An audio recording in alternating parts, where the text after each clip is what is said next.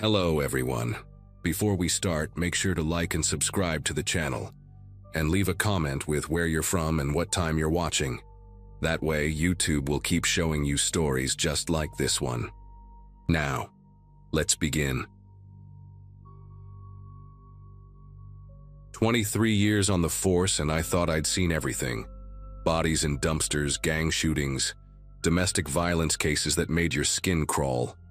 But what I discovered in that suburban house in Oak Ridge, Pennsylvania, during the winter of 2023, that changed something fundamental in me.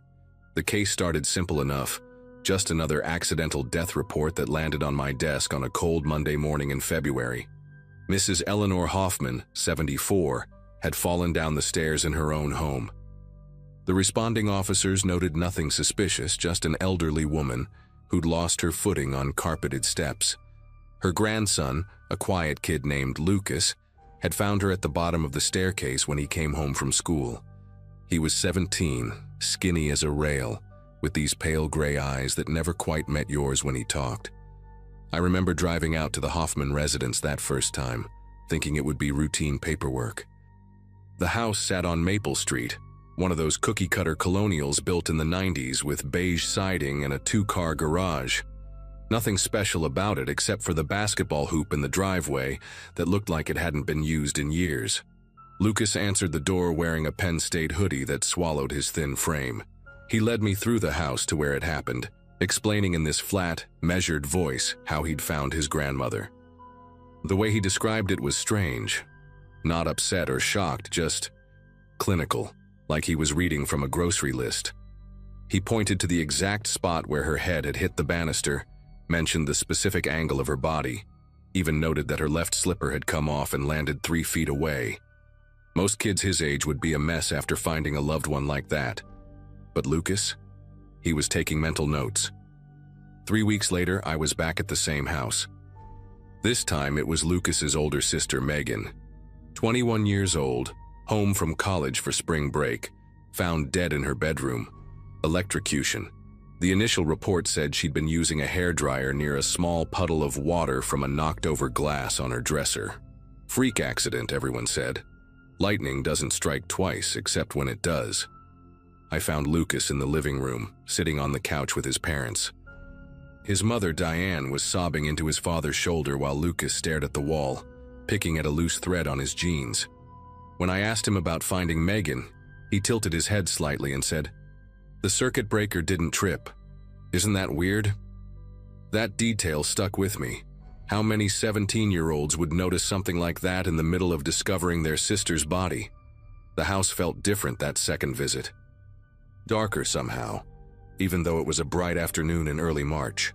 I walked through Megan's room taking notes, trying to piece together how a smart college kid manages to electrocute herself in her childhood bedroom. The hairdryer was still on the floor where it had fallen, its cord snaking toward an outlet that looked perfectly normal.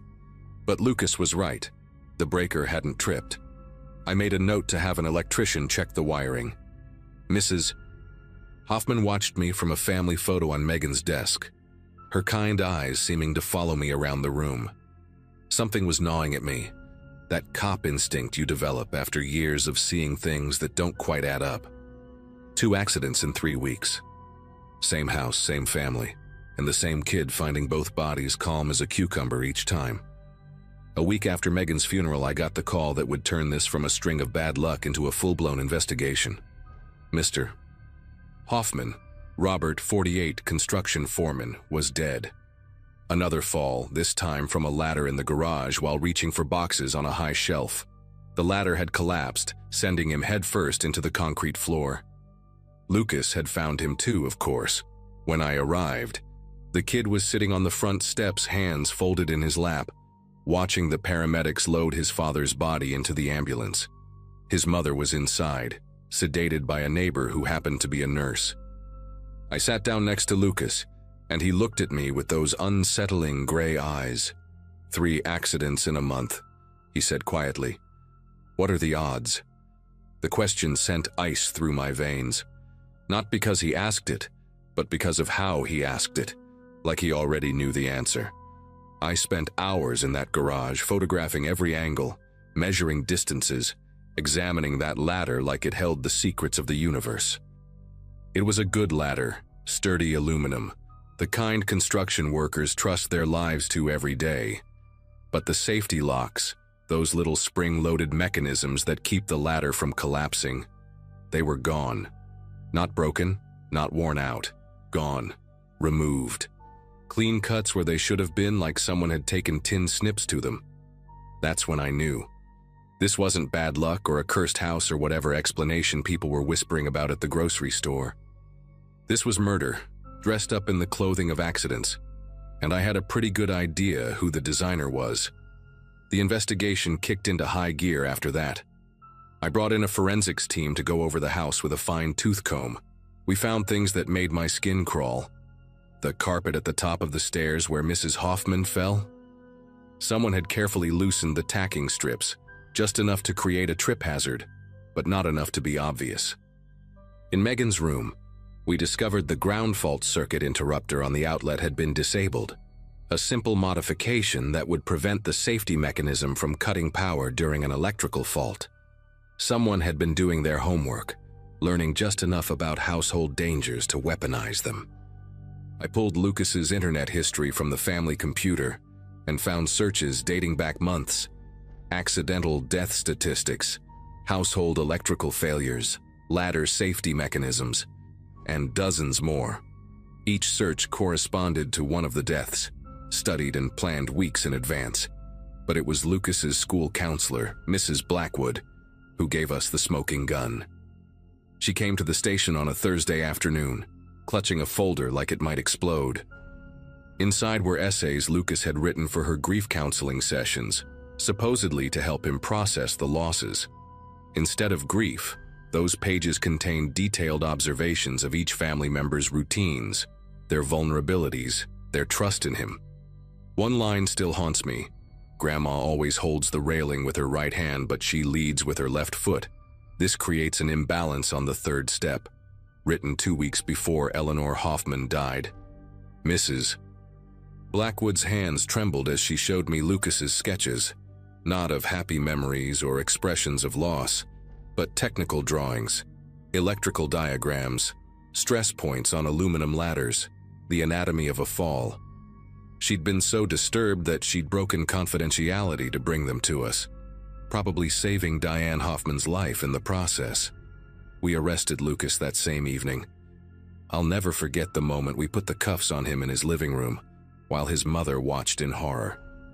He didn't resist, didn't protest his innocence, didn't even seem surprised. He just looked at me with those pale eyes and asked if he could bring his notebook to jail. When I asked him why he did it, expecting denial or tears or rage, he tilted his head like I'd asked him about the weather. "I wanted to see if I could," he said simply. Each one was a puzzle. Grandma was easy. Old people fall all the time. Megan was harder because electricity is unpredictable. Dad was the most challenging because he knew tools, knew ladders, but I figured it out. He spoke with the pride of a student explaining a science project, completely disconnected from the reality that he'd murdered 3 people who loved him. The trial was a media circus. People couldn't wrap their heads around it. A 17-year-old who'd systematically eliminated his family members like checking items off a grocery list. The prosecution presented our evidence methodically. The tampered carpet, the modified outlet, the sabotaged ladder, the journal entries, the internet searches. Lucas's lawyer tried for an insanity defense, bringing in psychiatrists who testified about antisocial personality disorder and an inability to feel empathy. But Lucas undermined his own defense every time he took the stand. He corrected technical details in the prosecution's case, explained his methods with an enthusiasm that chilled the courtroom. When shown photos of his dead family members, he studied them with the detachment of someone examining furniture. The jury took less than 2 hours to convict him on 3 counts of first-degree murder. I visited Diane Hoffman after the trial. She'd moved in with her sister in Ohio, couldn't bear to stay in Pennsylvania. We sat in her sister's kitchen, and she asked me the same question everyone asks: how did I not see it? I told her what I'd learned in my years on the force. That sometimes evil doesn't announce itself with red flags and warning signs. Sometimes it sits across from you at dinner, does its homework, says please and thank you, and plots your death between math equations. Lucas had been the perfect son, helpful and quiet, always there when someone needed him. Of course he was always there. He was waiting for his moments. Diane showed me a photo from Christmas just 2 months before Eleanor died. The whole family around the tree, Lucas in the middle, that thin smile on his face. Now I understood what that smile meant. He was already planning, already seeing them not as family but as problems to solve.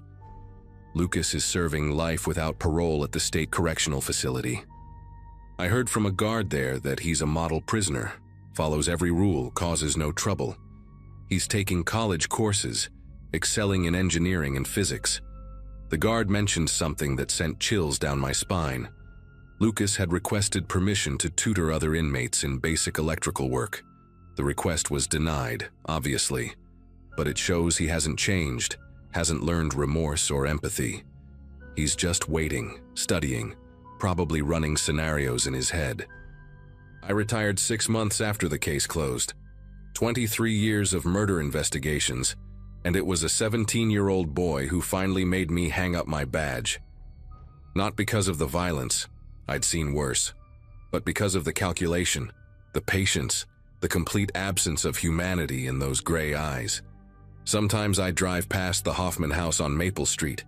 New family lives there now, kids playing in the yard, that basketball hoop finally getting some use. They don't know what happened in those rooms, on those stairs, in that garage. And maybe that's for the best. Some houses hold memories. That one holds lessons about the kind of evil that doesn't need a reason, just an opportunity and a curious mind.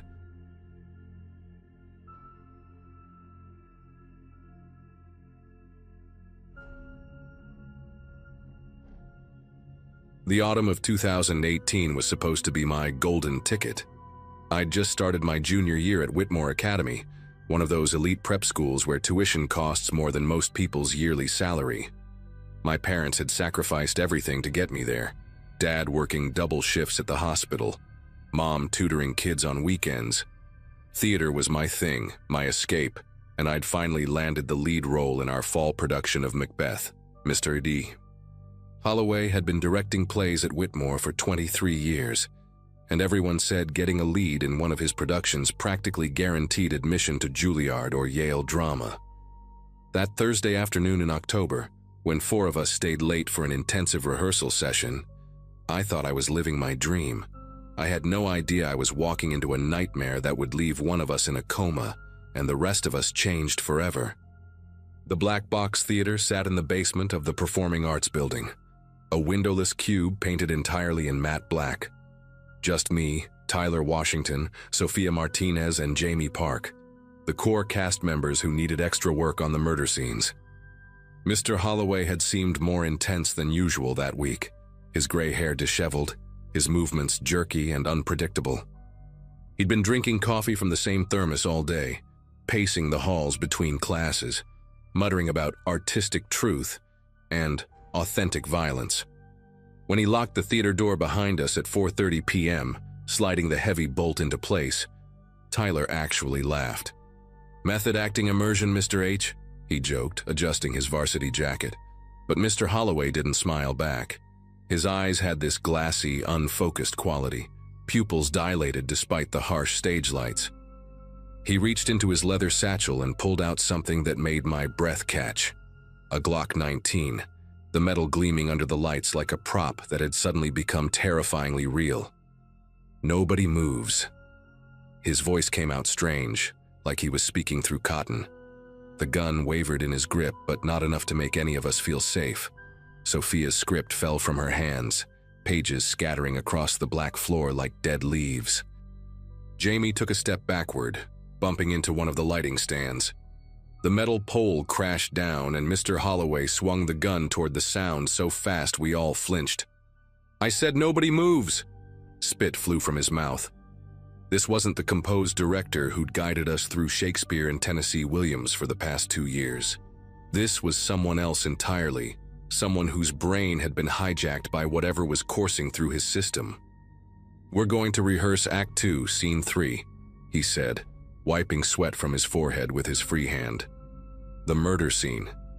And this time, you're going to make me believe it." Tyler tried to use his captain of the football team voice, the one that usually commanded respect. "Mr. Holloway, sir, maybe we should take a break. You seem stressed." "Wrong move." Mr. Holloway crossed the space between them in 3 quick strides and pressed the barrel of the gun against Tyler's temple. I could see Tyler's jaw muscles working, his whole body rigid with the effort of staying still. "Stressed?" Mr. Holloway whispered.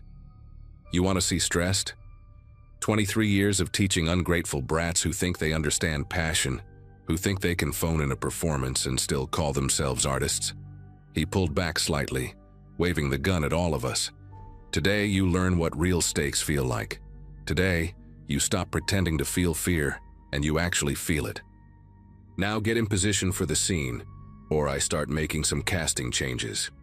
The way he said casting changes while caressing the trigger made it clear exactly what kind of changes he meant. We scrambled into position, our movements clumsy with terror. The scene was supposed to show Macbeth's descent into madness after Duncan's murder, with Tyler as Macbeth, me as Lady Macbeth, and Sophia and Jamie as the servants discovering the body. My legs felt like water as I took my mark center stage. "Mr. Holloway dragged a metal folding chair to the edge of the performance space, the legs scraping against the floor with a sound that made my teeth hurt. He sat down heavily, gun resting on his thigh, finger never leaving the trigger guard. "Begin," he commanded. Tyler started his lines, but his voice cracked on the 3rd word. Mr. Holloway stood up so fast the chair toppled backward. "Pathetic!"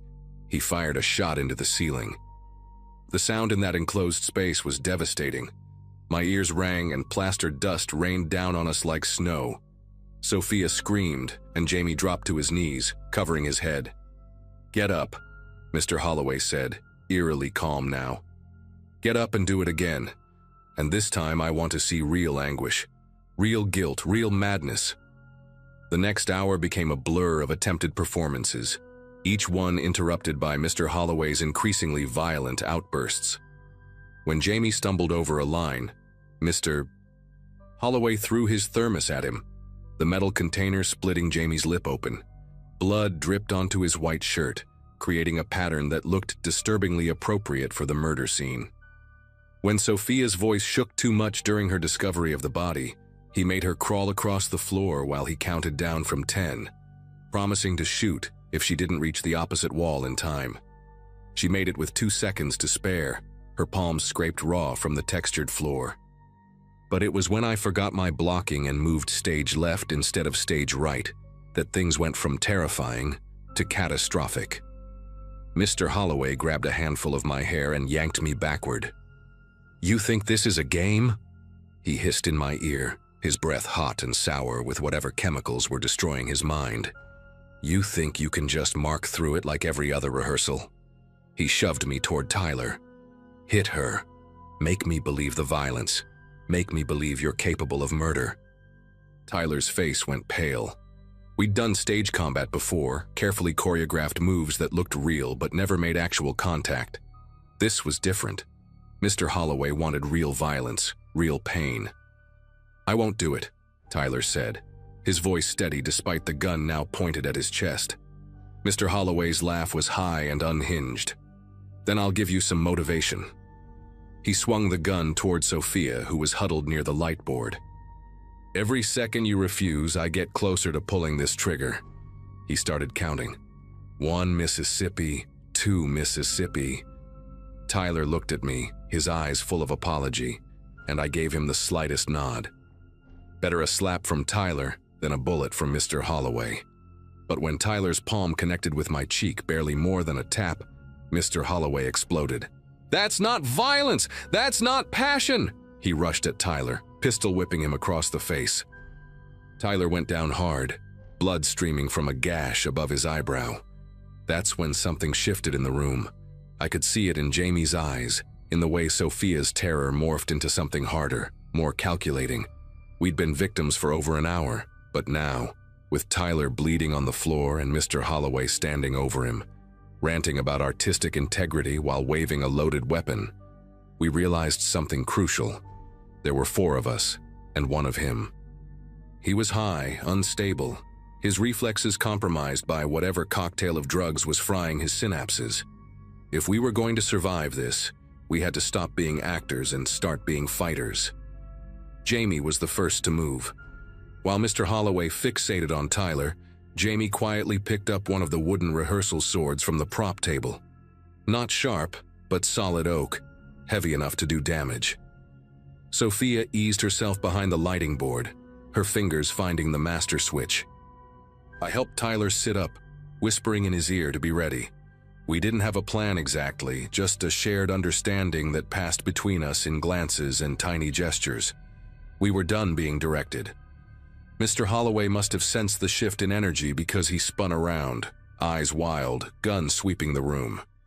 "What are you doing? Get back in position." But we were already moving. Sophia killed the lights, plunging us into absolute darkness. The Black Box Theater lived up to its name. Without the stage lights, you couldn't see your hand in front of your face. Mr. Holloway fired twice, the muzzle flashes creating brief snapshots of chaos. Jamie diving behind the prop table, Tyler rolling sideways despite his injury, me scrambling toward the sound equipment. The shots were deafening in the dark, leaving my ears ringing. But I heard Mr. Holloway stumbling, crashing into set pieces, cursing. Then came the sound I'd been hoping for, the meaty thunk of wood connecting with skull. Jamie had found his target. Mr. Holloway went down with a grunt, and I heard the gun skitter across the floor. Sophia brought the lights back up to maybe 20%, just enough to see shapes and shadows. What happened next still plays out in slow motion when I close my eyes. Mr. Holloway was on his hands and knees, blood running from a cut on his scalp, reaching for the gun that had slid under the costume rack. Tyler, despite the blood still flowing from his own wound, launched himself at our teacher, tackling him before he could grab the weapon. They rolled across the floor, Tyler using his football training to try to pin the older man down. But Mr. Holloway fought with the desperate strength of someone whose brain was on fire with chemicals and rage. He got his hands around Tyler's throat, squeezing, and I could see Tyler's face turning purple even in the dim light. Jamie swung the wooden sword again, but Mr. Holloway rolled at the last second, and it caught Tyler in the shoulder instead. That's when I did something I never thought I'd be capable of. I grabbed one of the heavy sandbags we used to weigh down the light stands, 40 pounds of canvas and sand, and brought it down on Mr. Holloway's head with every ounce of strength I had left. The sound it made was awful, like dropping a watermelon from a height. Mr. Holloway's hands released Tyler's throat instantly, and he collapsed face first onto the stage. Tyler gasped for air, rolling away, coughing and retching. For a moment, none of us moved. The only sounds were Tyler's ragged breathing and the buzz of the dimmed lights. Then Sophia was at the door, fumbling with the bolt, her hands slick with sweat. "I can't get it open," she sobbed. "He must have done something to it." Jamie kicked the gun away from Mr. Holloway's motionless form, sending it spinning into the far corner of the theater. I knelt beside our teacher, my hands trembling as I checked for a pulse. It was there, but weak and erratic. Blood pooled beneath his head, soaking into the black floor. "We need to call 911, I said, my voice sounding strange and distant to my own ears. But our phones were in our bags, locked in the dressing room per Mr. Holloway's usual rehearsal rules. Tyler, still clutching his throat, stumbled to the theater's ancient intercom system mounted by the door. He pressed the button repeatedly, his voice hoarse but urgent. "This is the Black Box Theater. We need help. Medical emergency. Someone call 911. Nothing but static answered him. Jamie had found a crowbar in the tool closet and was attacking the door lock with desperate determination. Each clang of metal on metal felt like a countdown to something worse. Mr. Holloway groaned, his fingers twitching against the floor. Part of me wanted to hit him again to make sure he stayed down, but I couldn't bring myself to do it. Sophia had torn strips from a costume to try to stop the bleeding from Tyler's head wound. We were all in shock, moving on autopilot when we finally heard it. Voices in the hallway, footsteps running, someone shouting about bolt cutters. The janitor had heard Tyler's intercom message on his radio. Within minutes, the door burst open, and suddenly the theater was full of people, security, paramedics, police. They took Mr. Holloway away on a stretcher, unconscious but alive. The rest of us were wrapped in shock blankets, separated for questioning, treated for our injuries. The aftermath unfolded in fragments. Mr. Holloway survived but slipped into a coma that lasted 3 weeks. When he finally woke up, he had no memory of that day in the theater. The toxicology report showed a dangerous mix of amphetamines and synthetic cannabinoids in his system. Apparently, he'd been self-medicating for chronic pain and depression, and something in that cocktail had triggered a complete psychotic break. Tyler needed surgery to repair damage to his trachea and spent 2 months in speech therapy. Jamie's split lip left a permanent scar that he still touches unconsciously when he's nervous. Sophia developed severe claustrophobia and couldn't enter a windowless room for over a year. As for me, I quit theater entirely. I couldn't look at a stage without seeing blood on black floors. Couldn't hear Shakespeare without remembering the weight of that sandbag in my hands. My parents wanted to sue the school, but I just wanted it to be over. Whitmore settled quietly with all our families, implementing new security measures and mandatory drug testing for faculty. Mr. Holloway was charged with 4 counts of assault with a deadly weapon, false imprisonment, and child endangerment. His lawyer argued diminished capacity due to the drug-induced psychosis, and he ended up pleading to lesser charges. 5 years in prison, out in 3 with good behavior. I heard he's teaching drama workshops at a community center in Oregon now, closely monitored, properly medicated. Sometimes I wonder if he ever dreams about that day, if somewhere in his subconscious he remembers demanding authentic violence and getting more than he bargained for. The other 3 and I stayed in touch for a while, trauma bonded in a way that's hard to explain to anyone who wasn't there. But eventually, even that faded. Last I heard, Tyler was in law school. Jamie became an EMT, and Sophia was teaching elementary school art. We'd survived, we'd fought back, we'd made it out of that black box. But none of us ever set foot on a stage again. Some performances, it turns out, leave marks that never fully heal, no matter how much time passes or how far you run from the theater where they happened.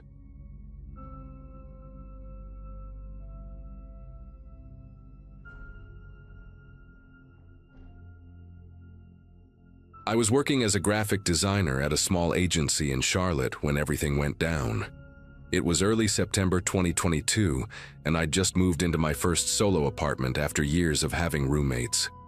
Life felt like it was finally coming together. Decent job, my own space. Even managed to adopt a rescue cat named Mochi. I'd been single for about 8 months after a pretty rough breakup, and my friend Chloe had been pushing me to try online dating again. "Just give it a shot," she kept saying. "What's the worst that could happen?" Looking back now, I really wish I hadn't listened to her. But loneliness has a way of making you do things you normally wouldn't, and swiping through profiles seemed harmless enough at the time. His profile appeared on a Thursday evening while I was curled up on my couch, half watching some true crime documentary. Nathan Crawford, 29, entrepreneur and founder of a logistics software company. His photos showed this incredibly handsome guy with dark hair and these piercing green eyes that seemed to look right through the screen. Not in a creepy way, but in that confident, I know what I want kind of way. He had pictures of himself at tech conferences, one with him rock climbing, another at what looked like a charity gala in a perfectly fitted tuxedo. His bio was clever without trying too hard, building the future of supply chain tech by day, attempting to cook something edible by night, looking for someone who appreciates bad jokes and good wine. I remember hesitating for just a second before swiping right. Within minutes, we'd matched, and he'd already sent a message that made me laugh out loud. We texted for hours that first night, and it felt so natural, like talking to someone I'd known for years. He asked about my design work, seemed genuinely interested when I explained my latest project for a local brewery. He told me about his company, Streamline X, how he'd started it after working at Amazon and seeing all the inefficiencies in their system. The way he talked about his work was passionate but not obnoxious. He'd throw in self-deprecating jokes about his coding skills or how his business partner Jordan always had to fix his presentations. By midnight, my face hurt from smiling at my phone. We set up a date for Saturday afternoon. Just coffee at this trendy place downtown. I spent Friday night trying on different outfits with Chloe, both of us giggling like we were back in college. "This one could be it," she said, adjusting my necklace. "I can feel it." The coffee date was supposed to last an hour. We stayed for 4. Nathan showed up looking even better than his photos, wearing this casual button-down and jeans that probably cost more than my entire outfit.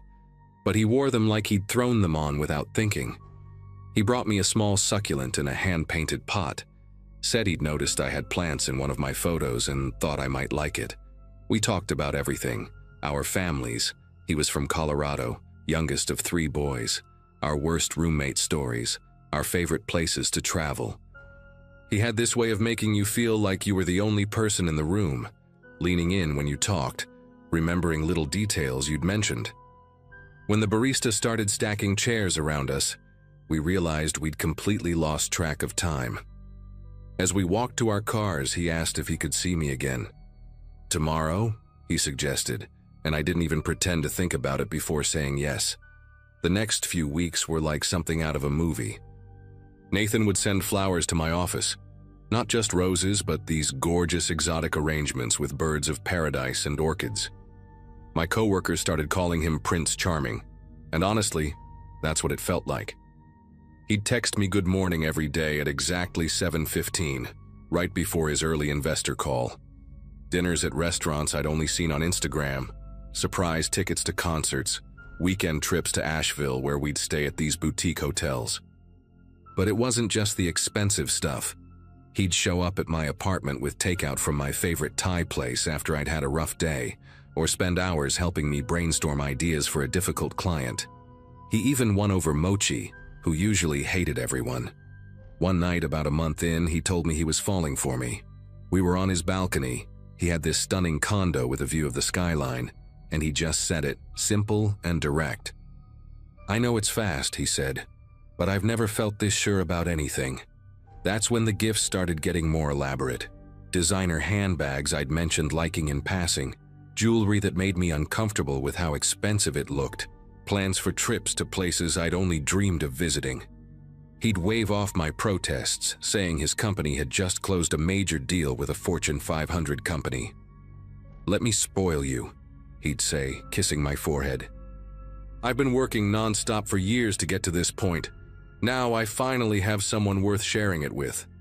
He showed me mock-ups of Streamline X's interface, talked about expansion plans, even introduced me to Jordan over video call.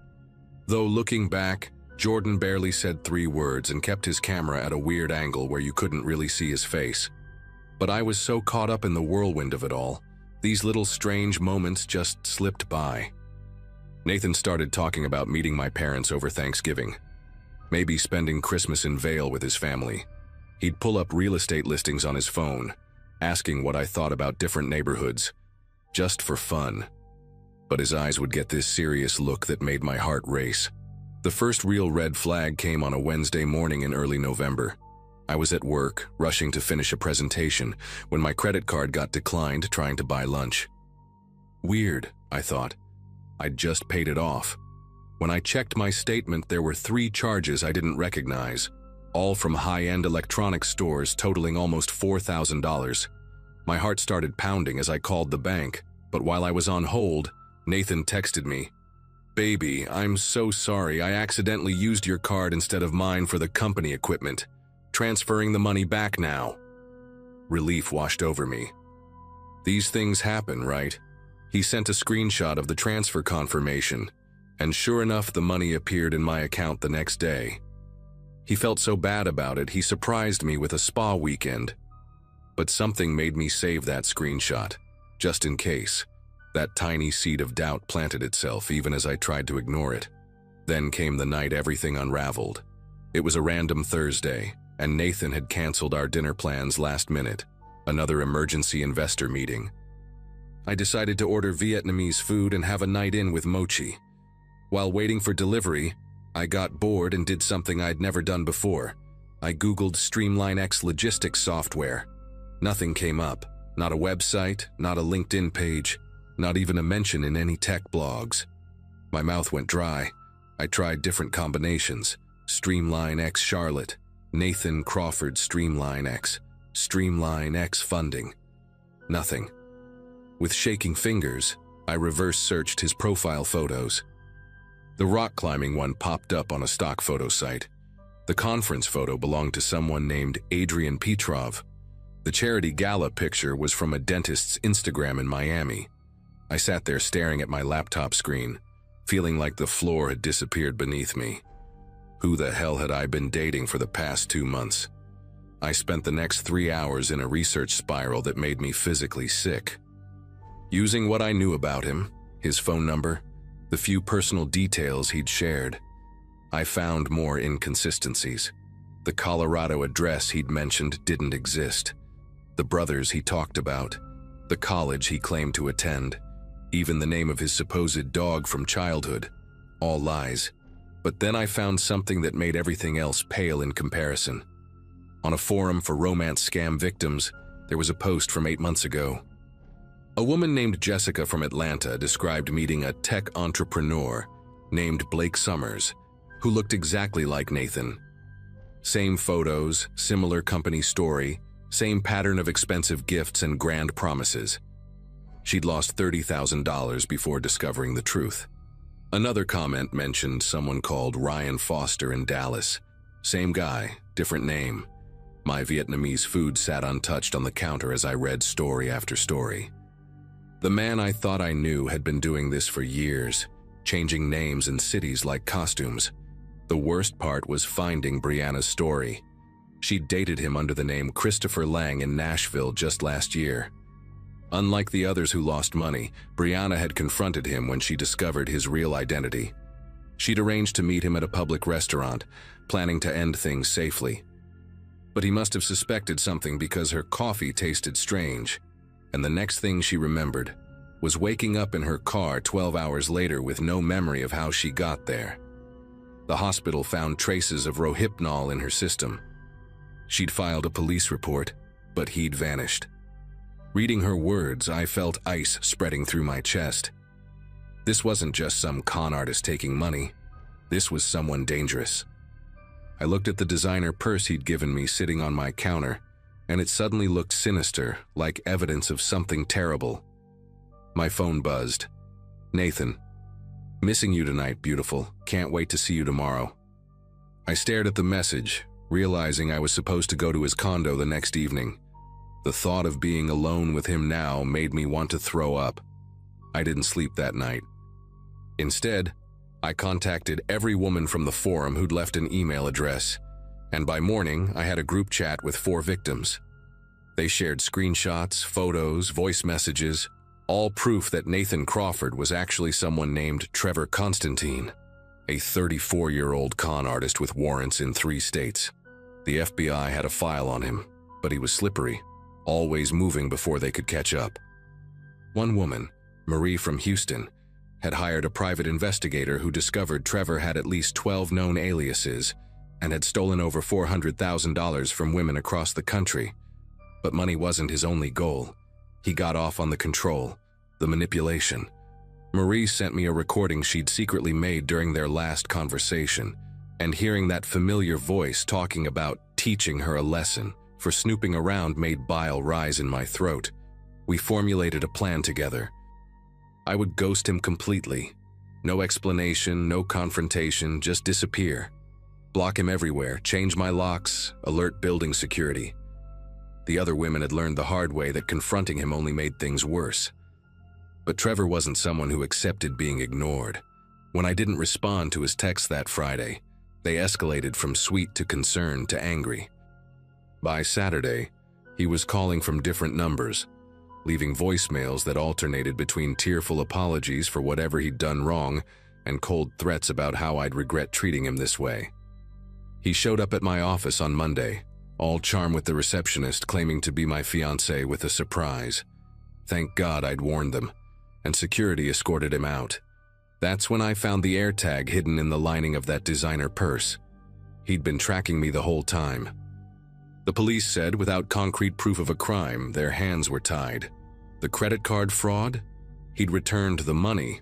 The threats? Too vague to prosecute. Even Brianna's drugging case couldn't stick because she couldn't prove he'd done it. I was trapped, waiting for him to either give up or escalate. For 2 weeks, I stayed with different friends, never in one place more than 2 nights. The other women in the group chat became my lifeline, talking me through the panic attacks, sharing their own stories of survival. Finally, after 3 weeks of silence, Marie messaged us that he'd been arrested in Phoenix trying to run the same scam. A woman there had been smarter than all of us. She'd recorded everything from day one and caught him admitting to the frauds on tape. He got 5 years, but with good behavior, he'll probably be out in 3. I still jump when my phone rings from unknown numbers, still check my rearview mirror more than necessary. The gifts he gave me. I donated everything except that first succulent, which died anyway, probably from my negative energy. The other women and I still keep in touch, a strange sisterhood born from shared trauma. We warn others when we can, sharing our story on forums and support groups. I've gone back to therapy, working through the trust issues and the shame of falling for someone so completely fake. My therapist says victims of con artists often struggle with self-blame. But the truth is, these predators are experts at manipulation. They study human psychology, know exactly what to say and when to say it. Trevor had probably been refining his act for over a decade. Sometimes I wonder who he really is underneath all those personas, but then I realize it doesn't matter. What matters is that I got out before he could do worse, that I found those other women, that we stopped him from hurting anyone else for a while. I'm dating again now, very slowly, and I verify everything. Maybe that's paranoid, but I'd rather be paranoid than go through that again. And if you're reading this thinking it could never happen to you, that's exactly what I thought too.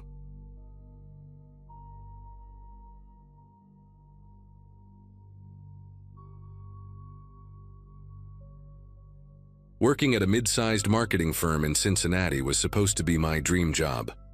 Fresh out of college in 2017, I'd landed a position as a junior graphic designer, and honestly, I thought I'd hit the jackpot. The office had that startup vibe, ping pong table in the break room, casual Fridays that stretched into casual every day, and co-workers who actually seemed to care about each other. I was 24, living in my first apartment without roommates, and finally feeling like a real adult. My biggest worry back then was whether my rescue mutt Biscuit was getting enough walks while I pulled overtime on client presentations. One of the senior account managers, Gregory Lawson, took me under his wing from day one. He was in his early 30s, always impeccably dressed even on casual days, with this infectious enthusiasm that made even the most boring client brief sound exciting. Gregory had this way of making you feel like you were the only person in the room when he talked to you. Intense eye contact, leaning in close, remembering every little detail you'd mentioned weeks ago. At first, I thought it was just good people skills. He'd bring me coffee exactly how I liked it, stay late to help me with projects, and always made sure to publicly praise my work in team meetings. Looking back, I should have noticed how his helpfulness always came with strings attached. How he'd sulk if I grabbed lunch with other coworkers instead of him, or how his compliments always felt slightly possessive. Everything changed on a Thursday in March. I'd been working there for about 8 months when Gregory cornered me in the supply closet. I was reaching for printer paper when he blocked the doorway, that usual charming smile replaced with something darker.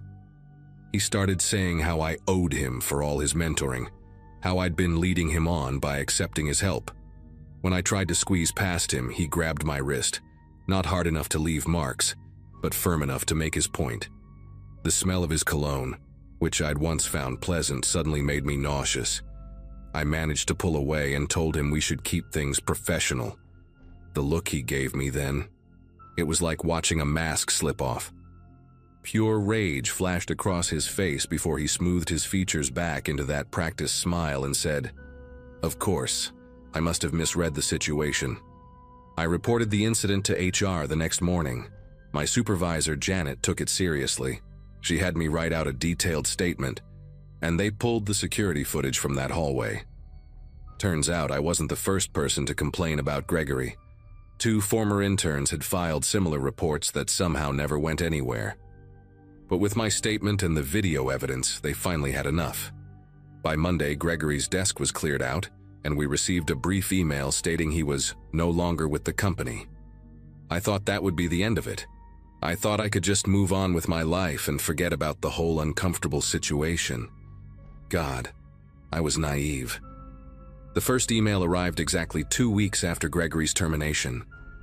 I remember because it was a Friday afternoon, and I was wrapping up a logo design for a local brewery. The subject line simply read, "You destroyed me." No sender name, just a string of random numbers and letters for an email address. The message itself was short but chilling.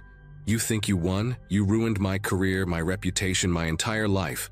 But I know where you live. I know your routine. I know that pathetic dog you walk every morning at 6:15. You'll pay for what you did to me." I stared at the screen, reading it over and over. Part of me wanted to believe it was spam, some weird coincidence. But deep down, I knew. The mention of Biscuit, the specific time I walked him, only someone who'd been watching me would know those details. I showed the email to Janet immediately. She contacted corporate legal, and they advised me to file a police report. The officer who took my statement, a tired-looking guy named Officer Brenner, seemed skeptical. "Could be anyone," he said, barely glancing up from his notepad. "These anonymous emails are nearly impossible to trace. Change your passwords, vary your routine, and let us know if anything escalates." Escalates? Like this wasn't already terrifying enough. That weekend, I installed a doorbell camera and started taking different routes to walk Biscuit. I even considered staying with my parents in Indiana for a while, but I didn't want Gregory, if it was Gregory, to think he'd won. Plus, I had presentations due Monday, and I couldn't exactly design for my childhood bedroom with its dial-up internet. Monday morning hit me like a punch to the gut. I'd parked in the company garage like always, running a few minutes late because I'd taken a longer route to work. When I finally found my car on level 3, my heart sank. Deep scratches ran along the entire driver's side, spelling out one word: liar. The security guard called it in, but the cameras in that section had mysteriously malfunctioned over the weekend. The emails started coming daily after that. Different addresses each time, but always the same venomous tone. "You're not as smart as you think. I see you changed your route, cute. Blue dress today, trying to impress someone new?" Each message contained details that confirmed my worst fear. Someone was following me, studying me, documenting my every move. The breaking point came on a Wednesday evening in April. I'd stayed late at the office partly to finish a project, but mostly because I felt safer there than alone in my apartment. Around 8:30, I finally headed to the parking garage. The place was nearly empty, just a few cars scattered across the dimly lit space. I'd made it halfway to my car when I heard footsteps echoing behind me. Slow, deliberate, matching my pace. When I walked faster, they sped up. When I stopped, they stopped. I fumbled for my keys, that new pepper spray keychain Janet had given me clutched in my sweaty palm. Just as I reached my car, the footsteps broke into a run. I spun around, ready to spray, but saw only shadows. Then I noticed it. A piece of paper tucked under my windshield wiper. "Stop hiding behind security cameras. Let's settle this face to face." My whole body shook as I grabbed the note and practically dove into my car, locking the doors and peeling out of there like my life depended on it. That night I couldn't sleep. Every creak of my apartment building, every car passing by, every shadow outside my window sent my heart racing. Around 3 a.m., I finally dozed off on my couch with Biscuit curled up beside me. I woke up to him growling, something he never did. The apartment was dark except for the glow from my laptop screen. I'd left it open on the coffee table, But now there was a document open that I hadn't created. Just one line, typed over and over. "You can't hide from me, you can't hide from me, you can't hide from me." My blood turned to ice. Someone had been in my apartment. While I was sleeping, I grabbed Biscuit and my phone, locked myself in the bathroom, and called 911. The police found no signs of forced entry, but my spare key, the one I kept hidden under a fake rock by my door, was missing. The next morning, Thursday, I didn't go to work. I couldn't. Janet understood and suggested I work from home for a few days. I spent the morning at the locksmith, getting every lock changed, then drove to my parents' house to drop off Biscuit. I couldn't risk anything happening to him. On my way back, driving down Route 32 around 2 p.m., a black sedan appeared in my rearview mirror. It stayed exactly 3 car lengths behind me, matching every lane change, every turn. When I sped up to test my paranoia, it sped up. When I signaled to exit, it signaled too. My exit was coming up in a mile when the sedan suddenly accelerated, swerving into my lane and clipping my back bumper. My car spun out, tires screaming against asphalt. I managed to regain control just before hitting the guardrail, but the sedan was already speeding away. My hands trembled so violently I could barely dial 911. This time, Officer Brenner took me seriously. The investigation moved quickly after that. A traffic camera had caught the sedan's license plate, a rental car paid for with a prepaid credit card, but the rental company had security footage of the person picking it up. When Officer Brenner showed me the grainy image, I didn't need to see the face clearly. That distinctive way of standing, the pressed shirt even for a casual car rental, the way he drummed his fingers on the counter, it was Gregory. They tracked the credit card purchases to a motel just outside the city limits. The police found him there with what they called a shrine of information about me. Printed screenshots of my social media, photos taken from afar, detailed logs of my daily activities going back weeks. He'd created 17 different email accounts to harass me. His laptop contained drafts of emails he hadn't sent yet, each one more disturbing than the last, detailing exactly what he planned to do to make me understand what I'd taken from him. Gregory was arrested that same day. He pleaded guilty to stalking, harassment, and attempted vehicular assault to avoid a trial. Got 3 years in prison and a permanent restraining order. The company hired security to walk employees to their cars for months afterward. I stayed in therapy for a year, learning to trust my instincts again and stop looking behind me every few steps. Gregory was just a coworker who helped me with projects, until he wasn't. The thing that still haunts me isn't just what he did, it's how normal he seemed for those 8 months. How many times we laughed over coffee, how genuinely helpful he was with my career, how absolutely certain everyone was that he was one of the good guys. These days I work for a different company, in a different city. Biscuit and I take our morning walks whenever we want, no schedule. And I've learned that when someone's helpfulness comes with conditions, when their kindness feels like a debt you're accumulating, trust that instinct. It might just save your life.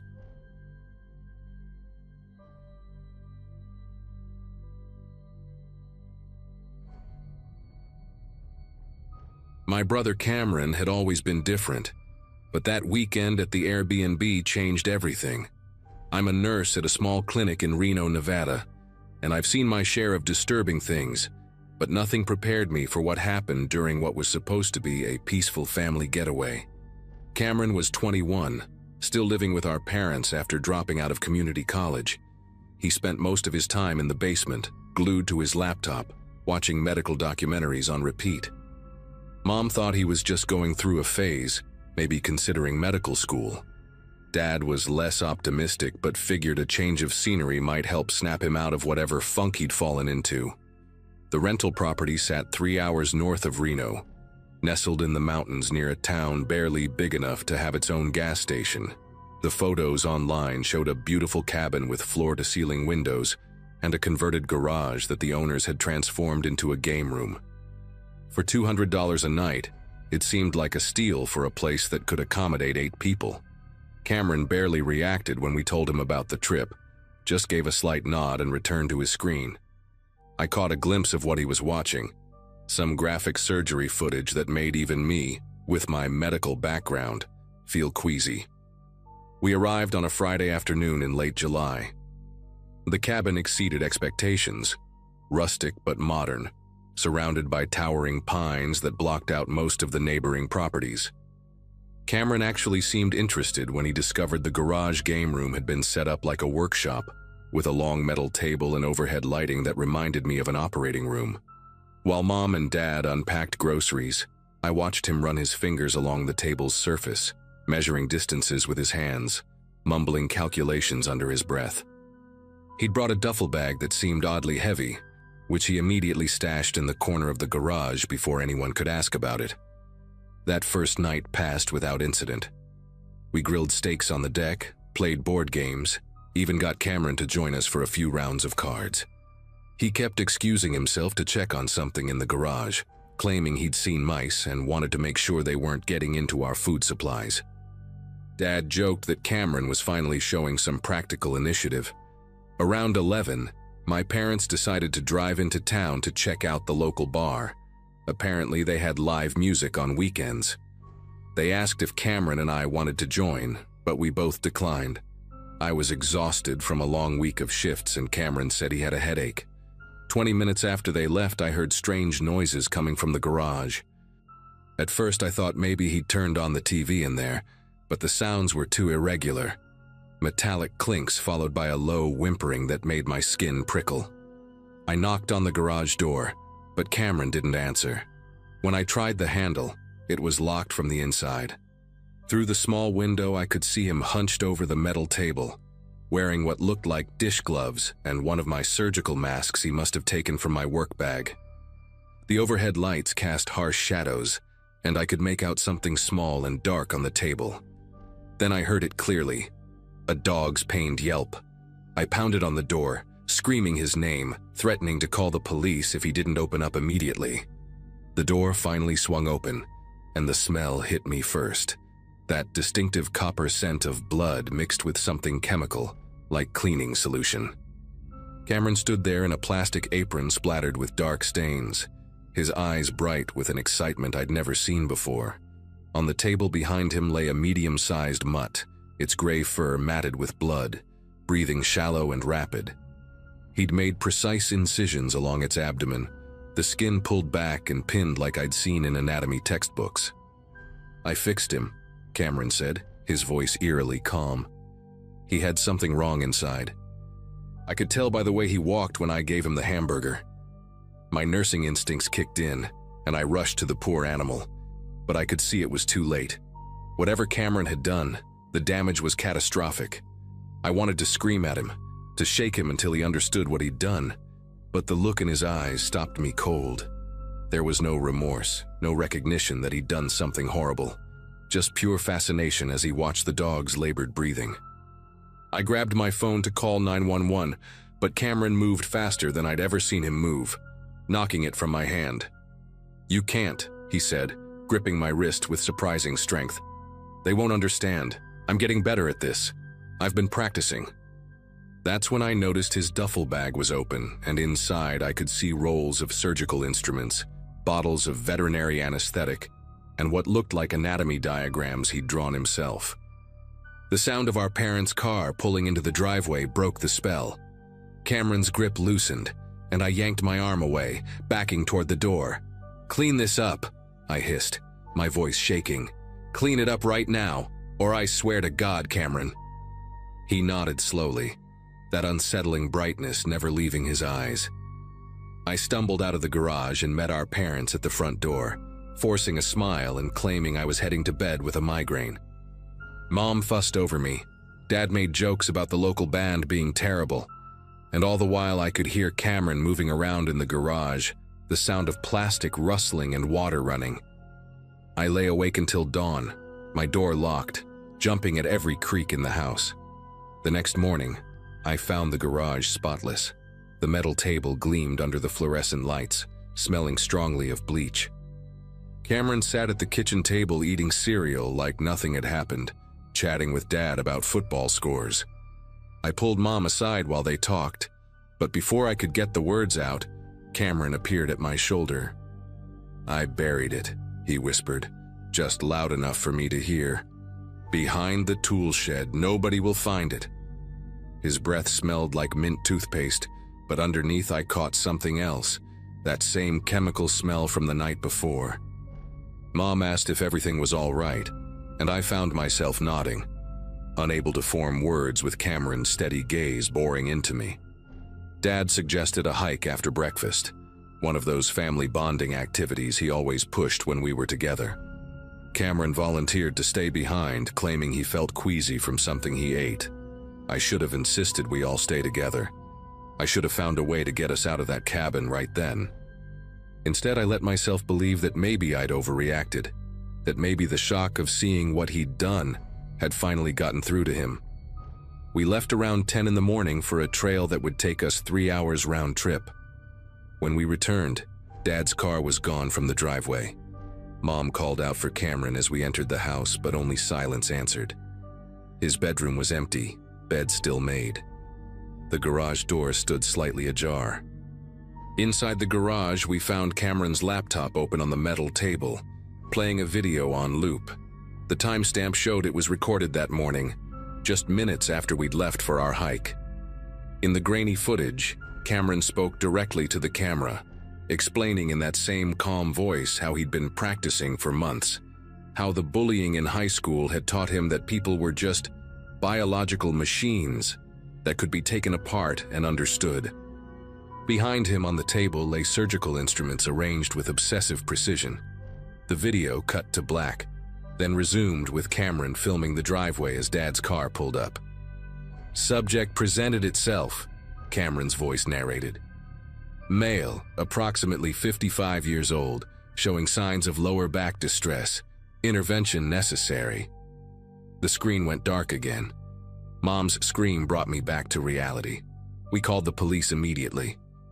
They found Dad's car abandoned on a dirt road 8 miles from the cabin, keys still in the ignition, driver door hanging open. Search teams combed the woods for 2 days before they discovered Cameron's makeshift operating site in a small cave near an abandoned mine shaft. Dad was there, alive but in critical condition, with surgical incisions across his lower back that somehow, miraculously, had missed major organs and arteries. Cameron was nowhere to be found. The investigators uncovered dozens of videos on hidden drives in the garage, documentation of his descent into madness, starting with small animals and building up to elaborate fantasies about fixing the people who had wronged him. They found journal entries dating back years, filled with anatomical drawings and detailed plans. Dad survived, though he never fully recovered mobility in his legs. We moved away from Nevada, changed our names, tried to start over. Cameron was spotted twice over the following years, once in Montana and once in Wyoming, but he always vanished before authorities could close in. I still wake up sometimes, certain I can hear that metallic clinking sound, wondering if he's out there somewhere, looking for more subjects to fix.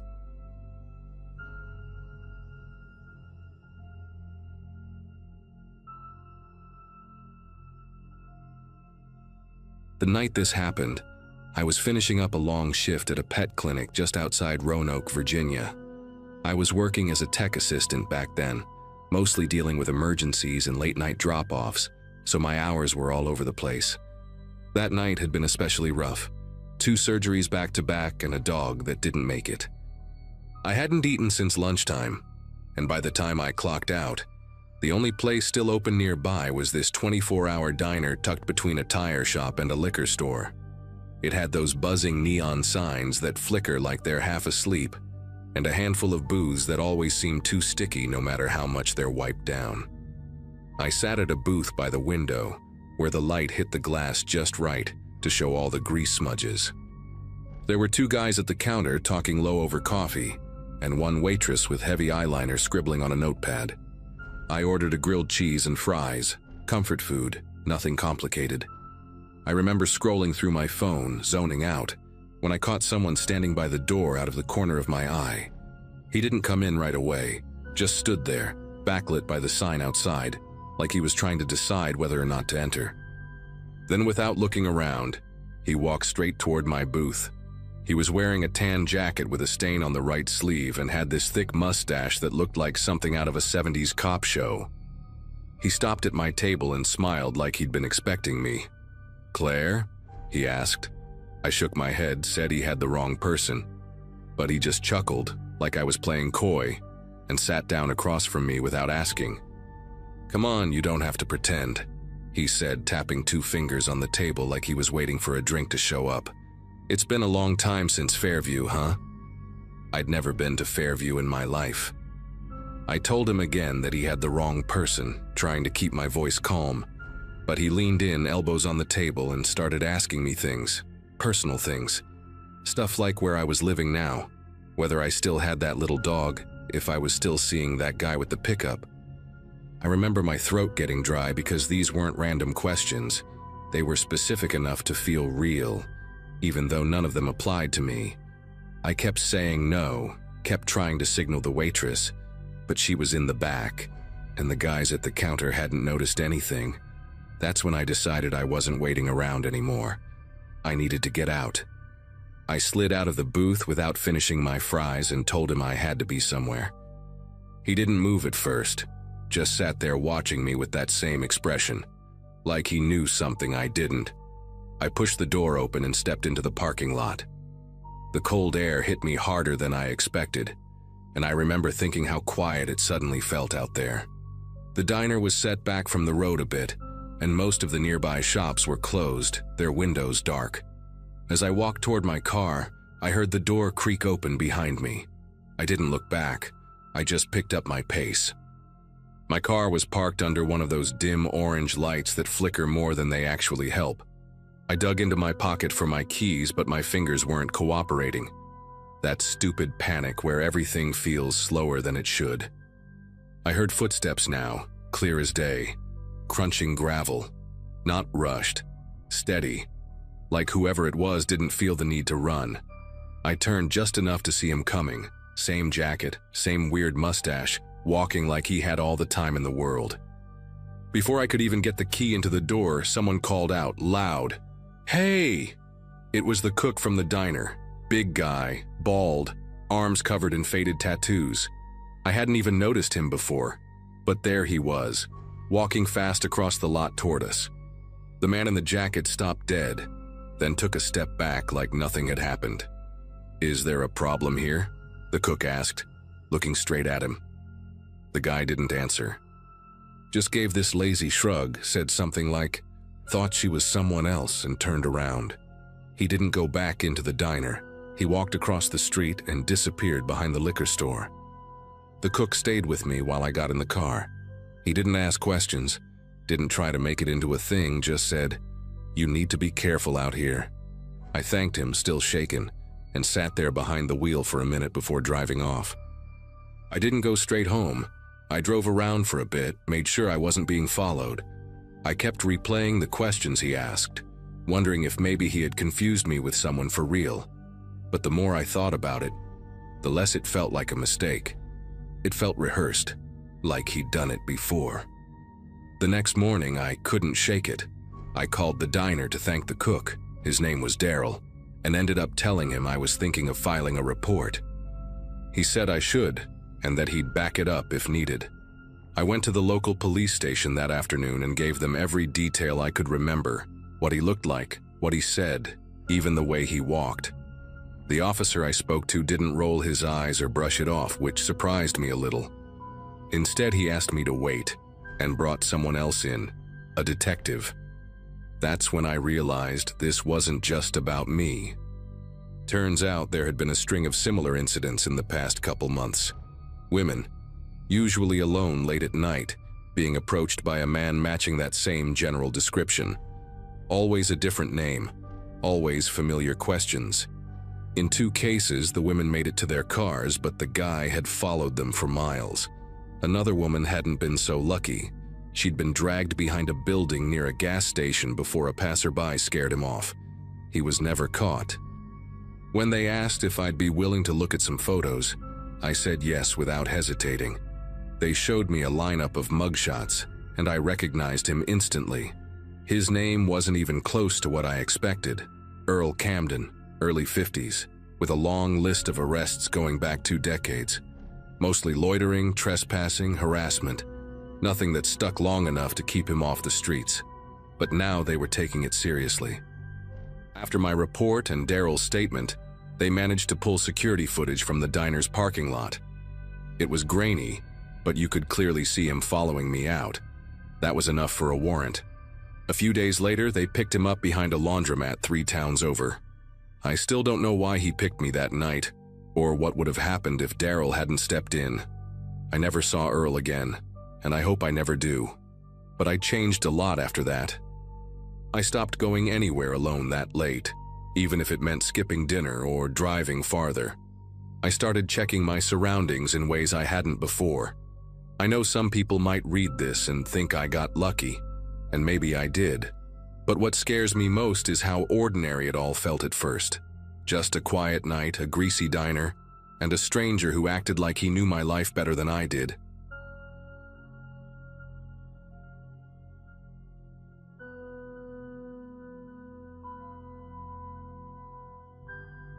It's been a few years since all of this unraveled, but I still get occasional messages from women who found me through screenshots or comment threads. I'm not sure what exactly pushed me to post this now. Maybe just the fact that he's still out there. Back then, I lived in a small duplex on the outskirts of St. Cloud, Minnesota, working part-time at a veterinary clinic while finishing up my certification in dental hygiene. My life was quiet in that comfortable, dull kind of way. I wasn't really looking for anyone, but when I met Eli Sutton through a mutual friend's camping trip, he had this incredibly relaxed, almost too perfect way of making everyone feel like they'd known him for years. He wasn't flashy, didn't overtalk. That's probably what made people trust him faster. Eli said he worked in logistics for a commercial freight company, something to do with coordinating truck routes between states. He'd pull out his phone to answer work texts in the middle of dinner or a movie night, always peppered with just enough complaint to sound real. Said he was originally from Michigan, had moved around a lot because of work. I didn't think to question any of it. His stories were mundane enough to pass as truth. Looking back, that was part of his charm. Nothing dramatic, nothing loud, just believable. We dated for about 8 months before things got weird. Not all at once, more like a drawer that starts sticking before it jams completely. He started showing up at my place late, sometimes with a limp or a wrapped wrist. Once, he said he'd gotten mugged coming out of a gas station in Wisconsin. Another time, it was a slipped disc that made him avoid driving for a week. I tried to be supportive, but he'd brush off questions with vague answers or change the subject to something more emotional, like how lonely he'd been before he met me. It wasn't until I noticed some inconsistencies in the way he'd talk about work that I felt the first real crack in the facade. One night I saw an email pop up on his laptop while he was in the shower. It was a Gmail notification for a different name, Caleb B., linked to a Venmo account I'd never heard of. I clicked it open before I could talk myself out of it. The inbox was full of messages from different women. Some of them were short and angry, others emotional, long, full of confusion. I screenshotted as much as I could, sent them to myself, and when he came back into the room, I pretended I was half asleep. The next morning, he was gone. I mean, completely. Drawers empty, phone off, socials wiped. That was the last time I saw him in person. I spent the next few days trying to convince myself I was just overthinking, but the screenshots said otherwise. I reverse-searched one of the usernames tied to a message he'd received, and that led me to a private Instagram account. The profile photo was of a woman standing in front of a mural I recognized from a cafe in Milwaukee. I sent a short, cautious DM explaining I might have information about someone she knew. I wasn't expecting an answer, but she replied that same evening. "Are you talking about Caleb or Eric?" My heart was pounding when I read it. She told me to call her. Her name was Dana, and we ended up talking for 2 hours straight. She said she met Eric Shaw, his name to her, on a dating app the year before. Same type of guy. Attentive, funny, strangely private about some things, but open in ways that made you feel special. He told her he had a rare heart condition and needed time off work. She helped him pay for a few emergency medications he couldn't afford because of some gap in his insurance. A few hundred here, a few hundred there. It added up to almost $3,000 before she caught on. When she confronted him, he ghosted her. Just vanished. That night, I barely slept. I kept replaying our call, thinking about the way he used those same soft pauses, the little jokes, the wounded vulnerability. I dug deeper, found 2 more accounts on LinkedIn and Facebook with different versions of his face, same photo style, just slightly different haircuts or names. One was Daniel Court, who claimed to be a freelance photographer.